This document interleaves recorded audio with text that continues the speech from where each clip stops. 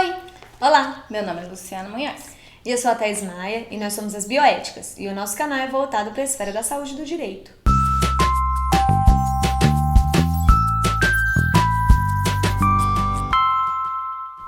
Então, hoje a gente vai te contar um pouquinho sobre o início da consolidação acadêmica da bioética.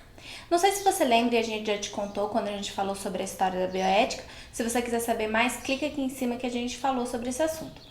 Mas nos anos 60 e nos anos 70, lá nos Estados Unidos, estavam ocorrendo coisas horríveis quando a gente fala sobre pesquisa envolvendo seres humanos. Coisas horríveis mesmo. Os pesquisadores não estavam seguindo os princípios éticos e morais básicos da sociedade. E a gente tá falando aqui de princípios humanos básicos mesmo, gente.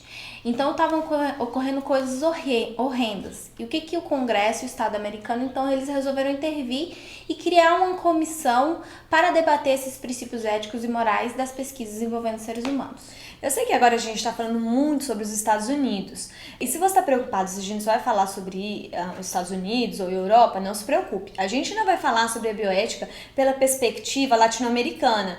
Só que como a gente está aqui falando da consolidação, início da consolidação acadêmica da bioética, a gente tem que voltar um pouco na história e falar como tudo isso se deu. E isso envolve, sim, todos esses movimentos que aconteceram nos Estados Unidos. Pois é, então, em 1974 foi formada, e eu vou ler aqui que é difícil não, a Comissão Nacional para a Proteção de Sujeitos Humanos na Pesquisa Biomédica Comportamental. Isso. Essa comissão, ela se reuniu, e ela conseguiu publicar, 4 anos depois, em 1978, o relatório de Belmont. Esse relatório, ele ficou muito conhecido, Todos os bioeticistas, os alunos, eles sabem, conhecem esse relatório, e ele foi um grande marco histórico e normativo para a bioética. Vejam aí como um marco normativo onde se encontra o biodireito, e como ele se atrela à bioética. Bem, esse relatório, ele teve o condão de estabelecer 3 princípios que seriam supostamente universais. Esses princípios, eles serviriam de princípios, de bases conceituais para interpretar, para criticar e para identificar e lidar com dilemas e conflitos próprios da pesquisa científica e da bioética como um todo. E aí você pode estar se perguntando, por que 3 princípios, já que existem tantos princípios que poderiam balizar as pesquisas envolvendo seres humanos? Pois é, a justificativa das pessoas que participaram dessa comissão foi que esses 3 princípios tinham a base da estrutura moral da sociedade ocidental. Então eles resolveram se basear na sociedade que eles estavam fazendo um relatório para criar esses 3 princípios. Gente, aqui vai uma dica bem importante sobre direito. Não adianta você criar uma lei que não se baseia na sociedade em que ela vai ser aplicada, porque senão não vai funcionar, gente. Isso é uma dica básica sobre o direito e é a partir daí que as leis são fundamentadas e criadas, e foi por isso que eles escolheram esses 3 princípios, porque seguia a estrutura do pensamento moral, a história, então ela se tornava mais factível, mais aplicável, e esses 3 princípios, inclusive, se desenvolveu com harmonia, eles são 3 princípios que podem ser utilizados em conjunto. Isso, eles se entrelaçam. E quais são esses 3 princípios? Vamos lá. O princípio do respeito pelas pessoas, o princípio da beneficência e o princípio da justiça. O respeito pelas pessoas, tido como um princípio, ele significa dizer que ele reconhece todas as pessoas, cada indivíduo, como um indivíduo autônomo, de modo que a sua autonomia ela deve ser respeitada. Só que em toda a sociedade, como existem estruturas acadêmicas, não, estruturas sociais, e existem algumas pessoas que têm menos acesso a direitos, menos acesso a programas, essas pessoas são aquelas pessoas consideradas socialmente vulneráveis. E de acordo com o princípio do respeito pelas pessoas, os socialmente vulneráveis eles devem ser protegidos de qualquer tipo de abuso no âmbito de uma pesquisa científica, Então, qual que é a aplicação prática desse princípio? O princípio do respeito pelas pessoas? De que a vontade, ela deve prevalecer. E para que a pessoa, o sujeito de pesquisa, ele possa expressar a sua vontade, ele tem que ter o quê? Informação, ele deve ser ouvido, Então, aí a gente tem o quê? Os termos de consentimento, o consentimento como uma aplicação prática desse princípio do respeito pelas pessoas.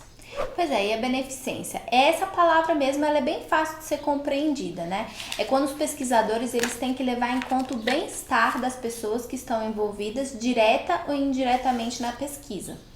Então, como é que é a aplicação prática desse princípio, né? Começou a se desenvolver uma avaliação sistemática do risco e benefício das pesquisas. A gente tem que lembrar que qualquer pesquisa sempre vai ter riscos, não adianta. Você está desenvolvendo, por exemplo, uma droga para ajudar num tipo de câncer.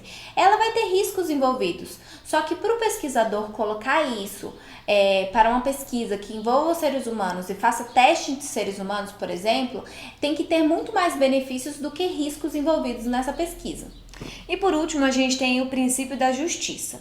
Gente, a justiça nessa época ela estava muito em voga nos Estados Unidos, principalmente pelo viés adotado pelo John Rawls, né? Então tudo isso era uma novidade. A gente está aqui comentando respeito pelas pessoas, beneficência, mas tudo isso não era aplicado antes. Então tudo isso era uma novidade, né? Essa explanação relativa à justiça. E o que quer dizer de acordo com John Rawls justiça? Significa equidade social, ou seja, é você promover necessidades diferentes para interesses iguais, certo? Então é aqui no Brasil, corriqueiramente a gente ouve falar, é você tratar os desiguais de forma desigual de acordo com as suas desigualdades e os iguais de forma igual de acordo com as suas igualdades. Então é mais ou menos esse princípio da justiça que foi prescrito lá no relatório de Belmonte em 1978. Pois é, gente, então dá para perceber, né, com todas essas novidades e esses princípios, que o relatório Belmont, ele foi um divisor de águas, especialmente porque ele trouxe a formalização acadêmica da bioética. Foi a partir do relatório Belmont que passou a ter cursos e realmente a bioética foi formalizada dentro da academia. Ela entrou dentro de todas as salas de aula e aí as pessoas começaram a perceber a bioética como uma disciplina realmente curricular. Então é essa a importância e foi esse o início da consolidação acadêmica da bioética. O relatório Belmont foi transportado para dentro da academia. É interessante a gente perceber como é recente esse movimento, né? Então esse é o vídeo de hoje. Se vocês gostaram, deem um like, se inscrevam no nosso canal e depois virão mais vídeos falando aí ainda mais sobre o academicismo no âmbito da bioética, porque ainda tem muitos assuntos pra gente desenvolver sobre isso. É isso. Até a próxima. Tchau!